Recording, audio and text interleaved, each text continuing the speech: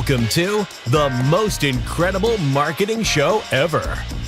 The show where each week a panel of respected marketing strategists, all trained and certified by the legendary Dan Kennedy, share their wisdom, experience, strategies, and insights on how to use Dan Kennedy's philosophy on business and marketing in any type of business, and that you can apply to your business immediately. Here's your host, Craig Valine. Hey, welcome to the most incredible marketing show ever. I'm your host, Craig Valine. And in this episode today, we're going to address a topic we talked about last week, I should say, right? About Dan Kennedy's program called The Phenomenon. And the basis of the phenomenon is achieve more in the next 12 months than you have in the previous 12 years. And so last episode, we talked about chief trigger number 1, which was you need to take action on your ideas and intentions. And today we're going to talk about chief trigger number 2. You need to radically change your preconceived and ingrained beliefs about your own limitations, about fast versus slow, and about money. So, Mark, you were the one who recommended this topic for February, for our episodes in February. Talk about that chief trigger. Well, I believe that, we all kind of, I could speak for myself. I've had a lot of things to overcome preconceived notions, beliefs about speed. We've all been trained, as Ben talked about in the last episode. The Tortoise and the Hare book was written for the tortoise market. We've been just trained that somehow we have to climb some ladder and earn the right to do this or that, and to earn whatever it is, or to earn the right to charge. And a lot of it's just a bunch of BS. So I just thought this topic was really important. Yeah. How about you, Mike? What's your take on this topic, on this trigger? Yeah, I mean, it's real for sure. And no matter who you're talking about, whether it's Elon Musk, the richest guy in the world, or just an average, local business owner, everyone has self-imposed limitations, mind trash, whatever it might be. So it really is one of the key things that have to be, it has to be addressed and focused on and figured out. Yeah.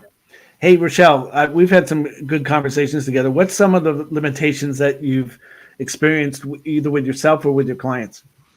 Gosh, of thinking that it takes, the same amount of time to make 3,000 than it does to make 30,000, right? Like it's easier to make 30,000 in a day than it is to make 30,000 in a year. And so many people get this all screwed up, and because they've only seen one way to make money. I think that there's like 3 things that are so important about money and about your money mindset that I learned from Dan.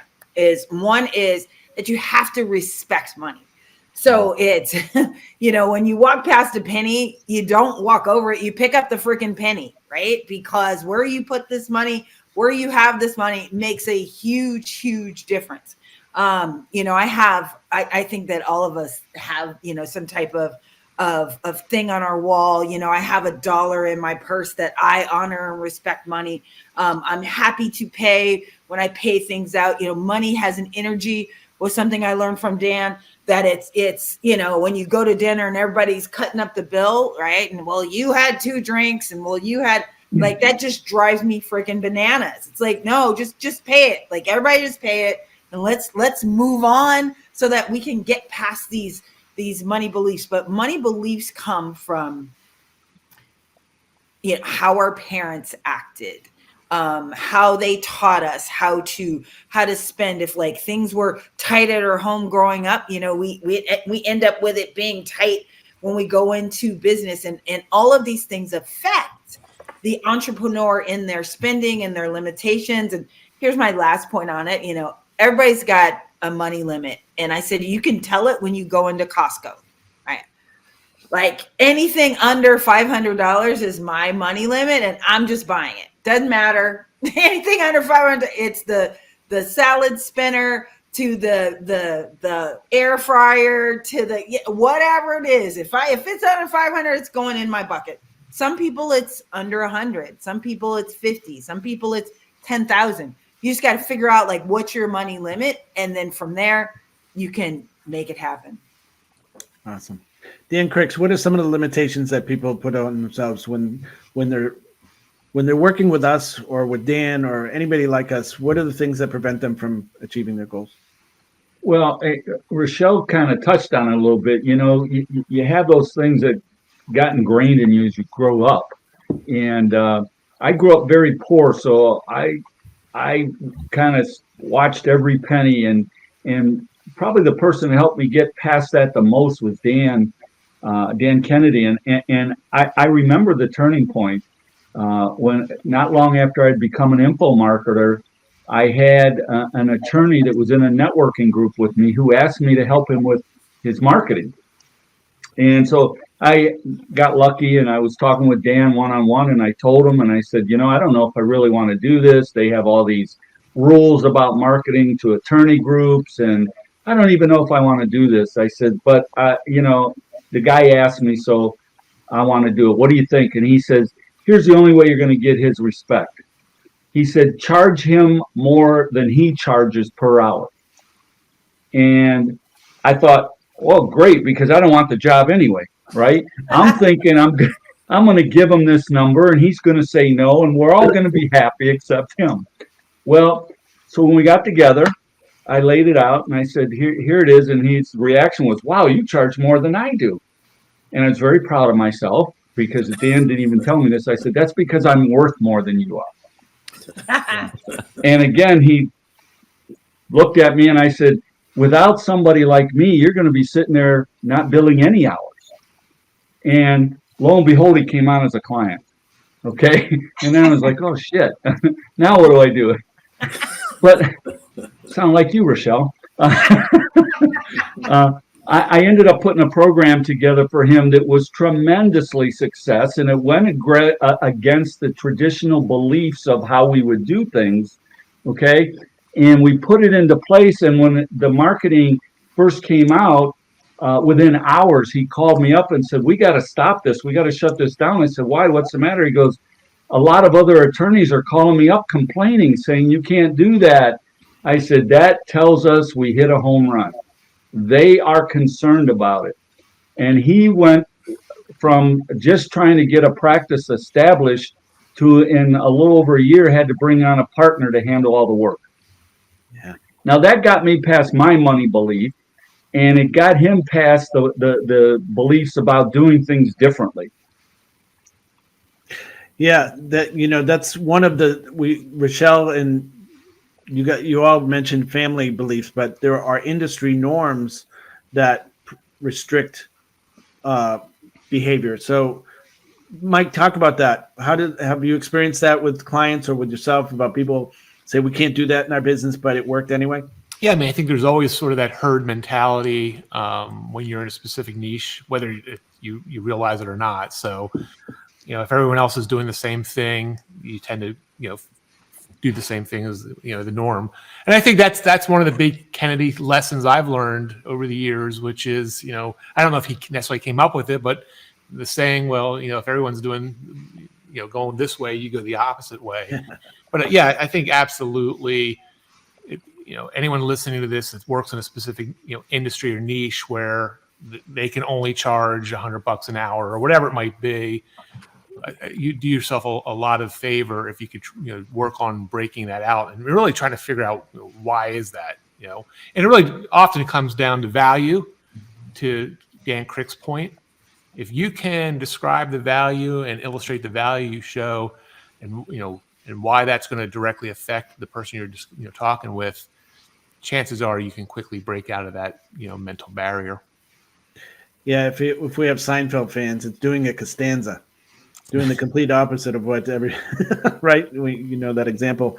I remember the example of Dan being confronted by a weight loss company CEO telling me, "Hey, I just realized we're paying you more than I do, and I'm the CEO of the company."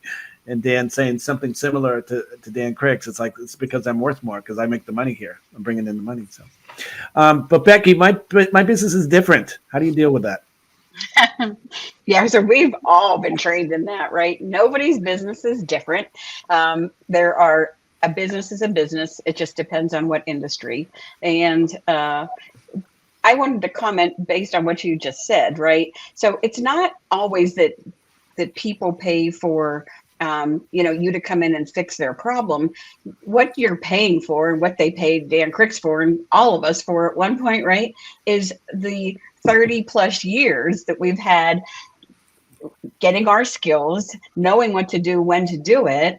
And it's, I think there was something going around on Facebook where, it's like, I need to fix, a hinge. And the guy's like, how much are you going to charge me for that? And he's like, yeah, it's my 30 years and all my tools and all my time. And, it's kind of that same thing. But when it comes down to people's businesses are different, they're not. And look, the more you can make your business different, just like Mike said, it's going to do better probably than anybody else. I take my restaurant, for example. It was a Japanese steakhouse, and you all have that picture of the Benihana in your mind when you walk in and you hear the music playing and so on.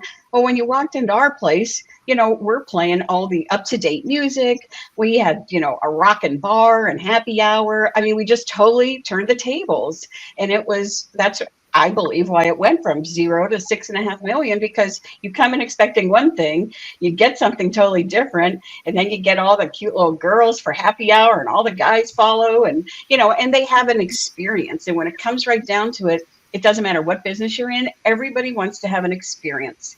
They want to go to this office or to their neighbor's house or whatever, and they want to tell people about what happened to them yesterday, last night, that was out of the ordinary. So the more that you can do that in your business and have people talk about it in a positive way, you're going to make more money than anybody else. Doesn't matter whether your business is different or not. Hey, Becky, real quick, Craig, I got to jump in because Becky was kind enough to invite me to her restaurant when I was out there speaking. And Becky, you didn't mention like all the NFL players that used to have. I mean, I when I was there, I remember you introducing me to Hines Ward. Right. Yeah, you were like, just, hey, Mike, go meet this guy. And I remember walking out, and all their like Lamborghinis were sitting parked outside your restaurant. Very It cool. was amazing. Yeah, it was really, really fun. I'm so glad you remembered that. Yeah. Dan Cricks, you had a question. You had something to say. Yeah, just real quick. You mentioned have a different experience, a really fun and exciting experience. I was just curious if Rochelle was able to create something like that for her gynecologist client. Yes, part of it was an hour thing that made him different was that he guaranteed how long he was going to spend with each patient.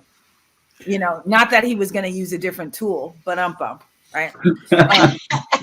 Thank you for laughing. I had a family law attorney who guaranteed that she would return a call within 24 hours, or she would return one billable hour, and nobody did that, and that just separated. She had a 5-point guarantee too, and that was just 0.1.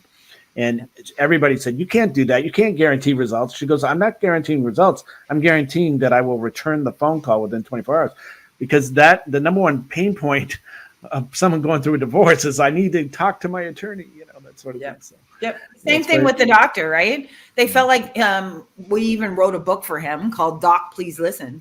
And it was all just about, because nobody's listening. And so he guaranteed that he was going to sit there and listen to you. He would choke me when he came out of the room and go, oh my gosh, you should have heard this story today. But it made sure that when he was actually diagnosing as well as prescribing, he knew everything about the business. But back to, this money concept and making it, one of the best stories that I heard from Dan was, he goes, hey, when you go to the bank and you make the deposit, did they ask you, how long it took you to make this money? Did they ask you, was it hard? Did they ask you? No, they just take the freaking money from you, right? So at the end, right, it's number one about asking for what you're worth, making sure that you don't have any of these money things that are stopping you from getting what you deserve, charging what you're worth. I have to say that I also have an addiction to football players. So I did go to Becky's restaurant. I'm hoping to see, Franco Harris. Oh, Jesus. He was not there, but she also charged more than Benihana's, right? And they charged more because of the great experience. Mark, you said, hey, did you get to go to Becky's restaurant? I did not. I didn't have the chance. Mark, you had your hand up? Yes, I'm glad that Rochelle brought up the getting what you're worth and, charging what you're worth, because I think a ton of people struggle with that. And you hear it all the time. I've gone through it. And then what exactly is it that you're worth? I think the most liberating thing that I learned from Dan was, people think, what should I charge? What's the industry standard of what everybody charges? And then one up it. No. What is the value to that person? What is the value to the buyer?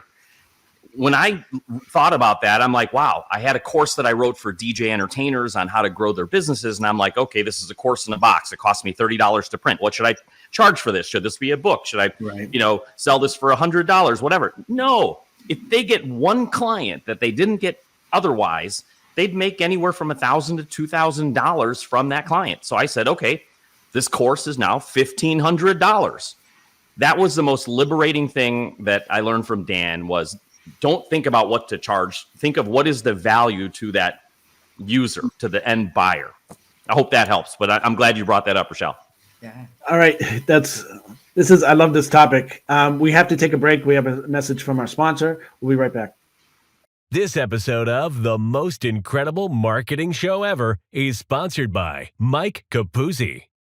Discover a strategy that transforms everyday business owners into trusted experts using the power of having your own book. Turn into a published author without the traditional publishing hassle. Read Mike's new book, The Ultimate Competitive Edge, for free at mainstreetauthor.com/edge. That's mainstreetauthor.com/edge. Now, back to the show. All right. So this is a great topic. I wish we could be on it all day. But one of the things that this trigger talks about is speed to money. And some people believe that it takes a long time to make a lot of money or a long time to be successful. So, Ben, what are your thoughts on that? Yeah, and to kind of repeat what some others have said, we come to these ideas about money because of family of origin, because of our cultures we grew up in, because of the current business climate and whatever we're doing.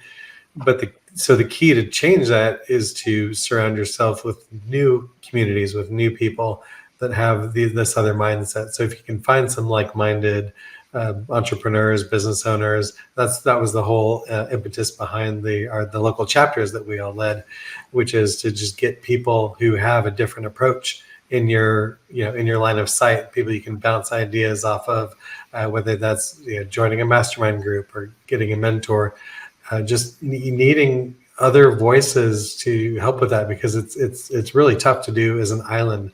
I know just from our mastermind groups that we've had, there are things that I will do faster because I know I'm going to get asked, what did you do this last week or this last month when I see you guys? And so there's, I think definitely it helps to have the speed when you can be around people that you're going to need to answer to, so you're going to take some kind of action so you can report on it.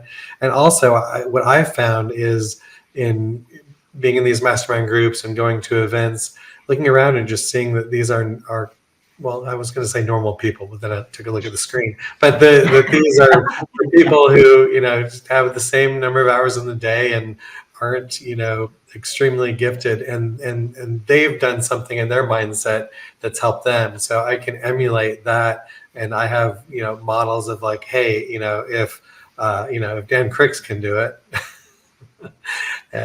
So can I. So I think I'm gonna have you start setting my hourly rates too. I like what you were doing with that attorney. And Rochelle, I'm gonna start shopping at Costco with you. It's gonna up my Costco game a lot. I think it's gonna help with my mindset. That's funny. Joe, rapid success models. What strategies or concepts or things can help people go from nothing to something? I mean, what are some of the examples that you have? I think the thing that I find as an example is when we previously talked about goals and setting up where we want to be at the end of the year. We're in, where some people just look at this and go, "Whoa, wait a minute, I'll never get all this done." So I look at it and say, let's take at least one item and let's try to get that going. And it can be a simpler one because what it also does for the person, the business owner I'm working with, is gives him more confidence. If we've got this working and he's successful and his sales are increasing. And, as we mentioned here earlier about pricing and so forth, we take a different approach on the product if there's a lot of competition. Basically, though, once he's got one rolling, say, let's take on the next one. Let's not take on 3 or 4 at once, but let's get those rolling. And then that way, he's going to have more confidence when he goes to number 2 and goes, yeah, I know we can do this, right? And that's, I think, the important thing. It's that mindset. It's giving them the confidence that they can do it. And if it means it's one of the easier, most, say it's a bunch of products they have, the easiest, maybe least expensive one, but they don't sell a lot of, then it changes and they're starting to sell more of it, then they can move up and keep going after all the others. So that's kind of how I look at it. Very good. So part of this trigger of radically changing beliefs and limitations is about redefining your money mindset. So we kind of talked about that, but talk about some strategies that you've used or that someone successful that you've worked with has used. Mark, let's start with you. Well, in the previous episode, we talked about like Parkinson's law, right? So to get things done fast, we talked about how does that go? Something like the time for a project, a complete project expands for the time allotted. Right. So I believe that money is in a similar way. Maybe I'll call it Imperial's law. I believe that income expands to the amount you need. I remember one of my first apartments was like $650 a month. And then I remember buying my first house and the mortgage was $1,500 a month. And I'm like, how in the world is that going to expand to that? And what I learned was miraculously that year, my DJ business like exploded in revenue. How did that happen? I have no idea. Maybe they could make a movie like The Secret about it, but it just expanded. And I think it is definitely just in your head, a lot of the limitations that people have around money and what they can charge. And by sticking to things like what's the value to the person, not what's the industry norm, is one of the best ways to approach that. And another thing that I always say is if I can deliver value to the world that's 10 times to 100 times more than what I ask in exchange, now how much of a better world would we live in if we all lived under that principle? Very good. Dan Cricks, how do you redefine your money mindset, or what have you seen out there? Well, I'll tell you something that comes to mind for me is sometimes you have to make some bold moves and change things. For example, I had a gentleman a number of years ago who was very unhappy with his job and how he was getting paid. And I asked him, I said, why don't you do this a little bit different? He goes, because no one in the industry does that. This is how everybody does it. And he was unhappy that he was having to take on clients that he didn't want, that he didn't make a lot of money with. And I gave him an idea, and he said, oh, I can't do that. Nobody does it that way. And I said, how about if you do this? He pushed back big time. I said, how about if you use this model with those clients you really don't want anyway? So if they say no, what have you lost? And so I convinced him, and he named 5 clients. He went back and did it, and it worked. And he made more money, 5 to 10 times more money than he would have the other way. And all of a sudden, those clients weren't such a pain in the ass, okay, because he was making good money. And then he changed his whole business model to do that. Totally different in the industry, totally different. But his income grew tremendously because he quit doing it the other way. And the only down thing to that was about 6 months later, we were at a Dan Kennedy Renegade Millionaire event, and Dan was asking people about wins from when they were there the last time, and he stood up and called me out and said, thanks. The only thing was I didn't get paid anything for that.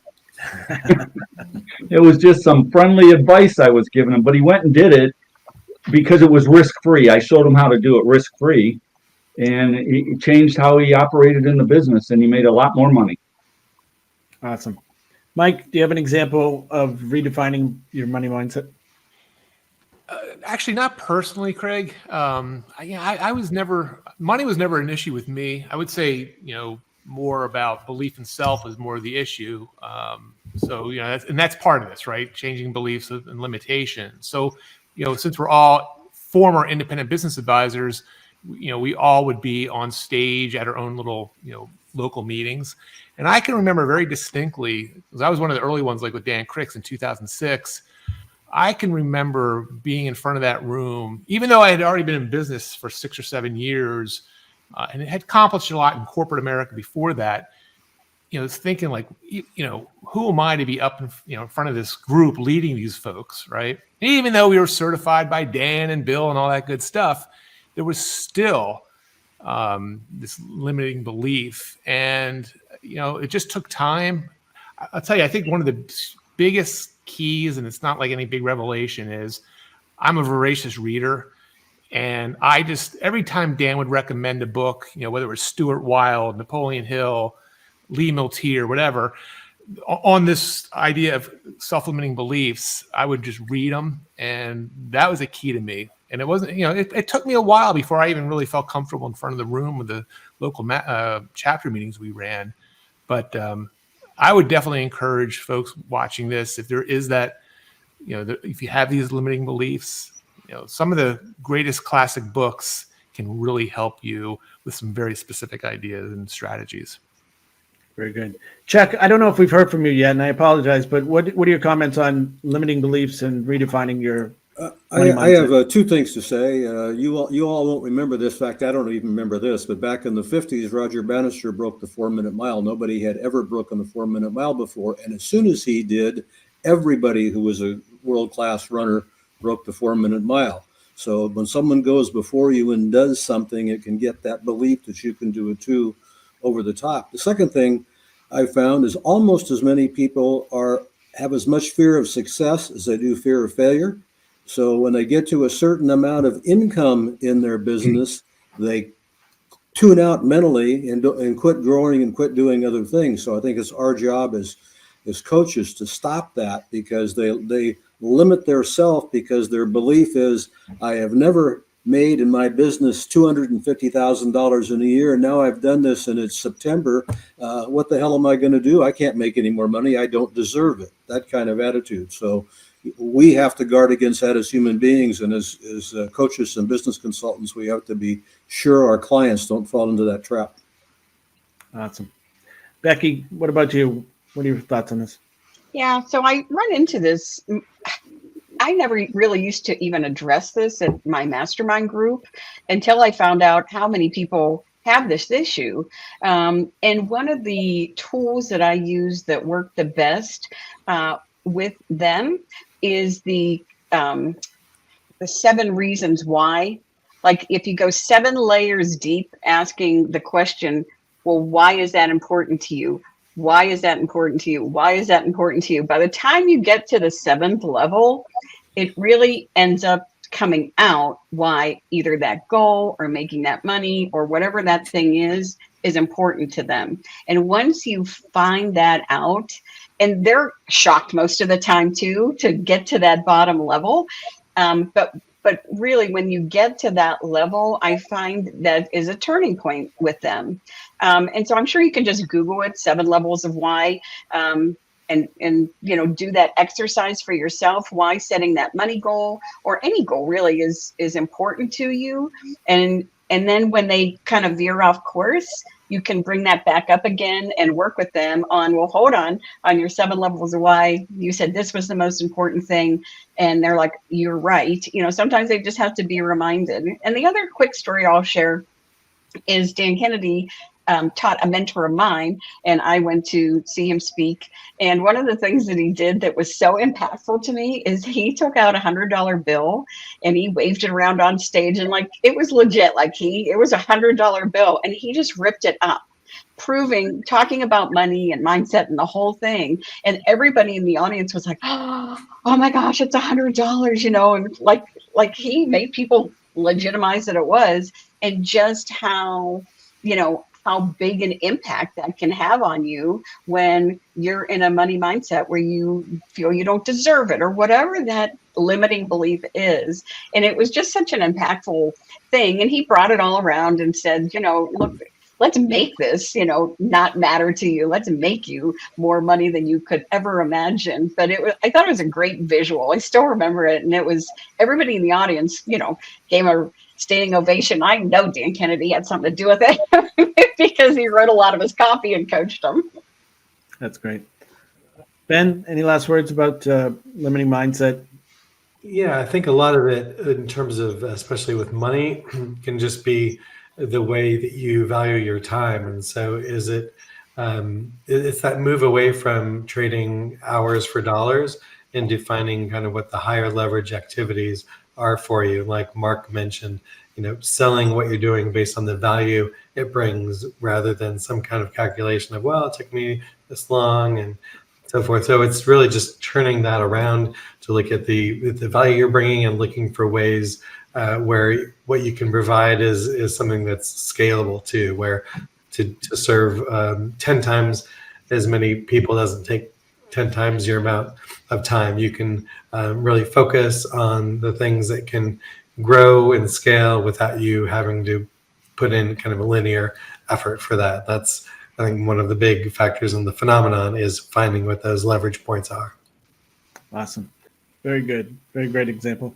I want to finish with one thing that we know about Dan Kennedy is he never finishes a day without responding to or sending out a fax or something to bring in more money. So if there's a client that he hasn't responded yet, he sends a communication or a fax or something to that effect. And so my advice is to do something every day to bring in more money to your business. Simple advice, but certainly one I've adopted. So, hey, listen, everybody, this is the end of our show. Thank you for being here. Our guests, thank you for listening or watching the most incredible marketing show ever. We have new episodes every Thursday. And if you're listening and you heard someone on here that you want to connect with, their information is in the episode description, as well as you can get a free gift from them at mostincrediblemarketingshowever.com. And hopefully we'll see you on our next episode next Thursday. So thanks for listening. Bye So long, everybody. See you, everyone. Thank you for joining us this week on the most incredible marketing show ever. New episodes are available every week on Thursdays. To receive a free gift pack from our expert panelists and get access to show notes from previous episodes, be sure to visit our website, www.mostincrediblemarketingshowever.com. If you're watching this on YouTube, please hit the subscribe button and click the bell up in the right-hand corner to be notified of future episodes so you'll never miss a show. While you're at it, if you found value in this show, we'd appreciate you clicking the like button and leaving a comment on what big aha you got during the show. That's it for today's episode. See you next week.